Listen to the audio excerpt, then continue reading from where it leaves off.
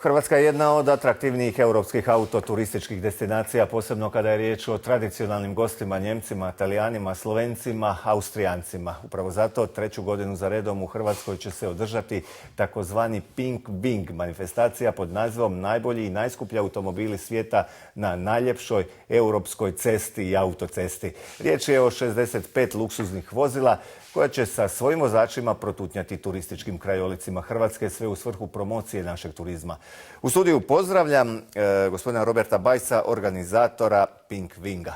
Lijep pozdrav vama i vašim gledateljima. Dakle, vrijednost automobila prelazi vrtoglavih 20 milijuna eura, no još je važnije tko će ih voziti.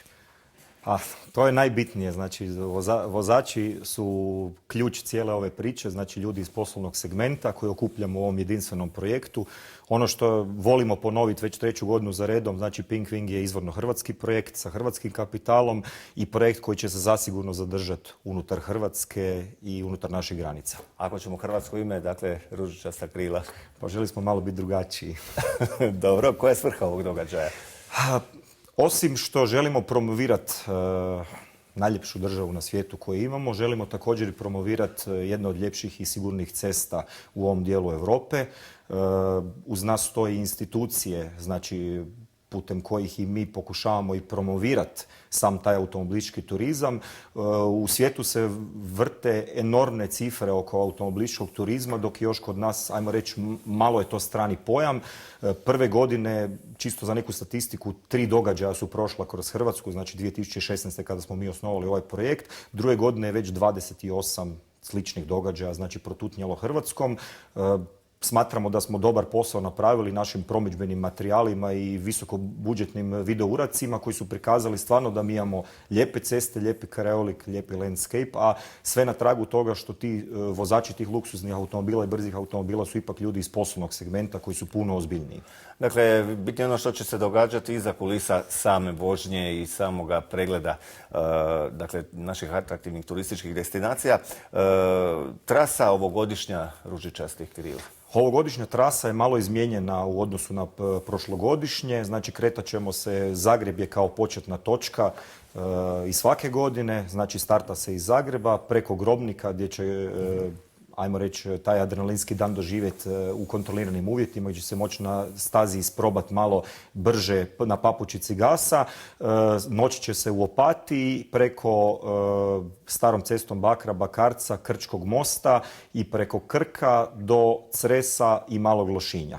Znači, promijenila se malo cjelokupna destinacija gdje smo prethodne 2 godine bili u Šibeniku, znači u gradu Šibeniku, sada idemo na Malo Lošinj i na Cres. Dobro, a u Lošinju zapravo je jedan poseban opet događaj, jedan event koji će biti središnji događaj. Tako je. Centralni događaj je naš završni, ajmo reći, kruna te subotnje večeri kada sudionici prisustvuju jednoj gala večeri i humanitarnoj tomboli gdje sudionici skupljaju određena sredstva. Eto, možemo se pohvaliti da u 2 godine preko 150.000 kuna je skupljeno od strane sudionika gdje smo donirali i za potrebite obitelji u Zagrebu za Klaićevu bolnicu, za Petrovu bolnicu, tako da je ovaj projekt osim jedne zabave i jednog poslovnog druženja ima i tu humanitarnu notu.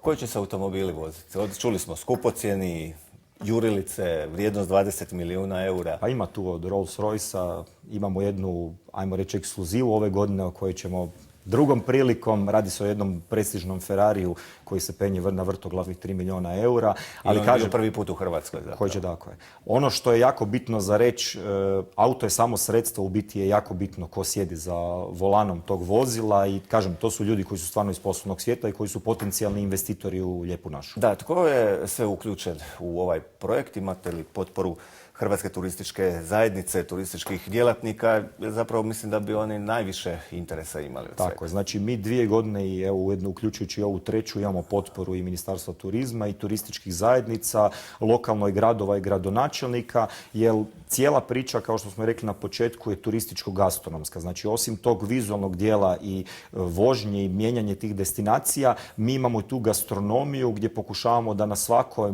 poziciji na kojoj se nalazimo ili u svakom mjestu na kojoj jesmo jesmo, da se pokušava konzumirati hrana tog lokaliteta, čime približavamo i gastronomiju prema tim ljudima koji su, ajmo reći, naviknuti na skupe restorane i luksuzne, da im približimo i malo kuhinju različitih regija Hrvatske, što je uvelike se razlikuje. Oktani, enologija, gastronomija. Svega ima malo. Ima li ova utrka veze sa, recimo, britanskom utrkom Gumball? Na svu sreću ne. A zašto na svu sreću? Pa zato što Gumball je jedna utrka koja je sasvim drugačijeg karaktera. Ono što možemo, što je velika razlika, znači u Gumball može prisustvovati bilo ko bez ikakvih kriterija, ako ima auto i ako plati participaciju. To je već prvi korak gdje se mi razlikujemo. Znači mi imamo jednu zatvorenu priču, znači provjerene ljude koji stvarno moraju biti visoko pozicionirani u poslovnim krugovima. Druga stvar je, Gumball ima jednu onu notu koju mi izbjegavamo, a to je to prikupljanje kazni. Zato je naša kolona kada putuje vrlo kontrolirana, poštuju se znači prometni propisi i brzina. Ipak ti ljudi koji dođu, oni su zaradili te svoje automobile i ne bi željeli da cijeli projekt se nađe u jednoj crnoj sjeni radi možebitne prometne nezgode ili nečega. Znači, auto je samo sredstvo, ponovo ponavljam, jako je bitno onaj ko sjedi za volanu tog automobila i tu je ta razlika između Gumballa koji je više onako puno više zabavnog karaktera, bez nekog sportsko-natjecateljskoga. Tako je. Mi imamo sasvim drugačiju priču unutar projekta, taj neki sportski natjecateljski duh, dok on nije na cesti izražen. Imate i potporu Ministarstva unutarnjih poslova, bez toga sigurno ne bi nikako bi mogli. Ovom prilikom bi se i zahvalio svim institucijama i turističkim zajednicima i lokalnoj gradonačelnicima koji nas uvelike podržavaju, jer kolona od 4 km, koliko smo mi dugački, je vrlo jedna kompleksna priča koja se kreće sa jedne destinacije na drugu. Ne želimo ometati druge sudionike u prometu i želimo da ta kolona prođe vrlo brzo i vrlo fluidno na opće zadovoljstvo svih sudionika unutar prometa. Kad počinje? Odnosno kad je predviđen? Start je 7.6. znači u 12 sati točno u podne iz prstana HNK. HNK je jedan kulturna građevina grada Zagreba, prepoznatljiv, ajmo reći, simbol grada Zagreba. Mi smo se odlučili evo i 3. godinu da bi kretali iz njega. On je jako bitan i gradu Zagrebu. Od tuda krećemo točno u podne, kada grički top udari.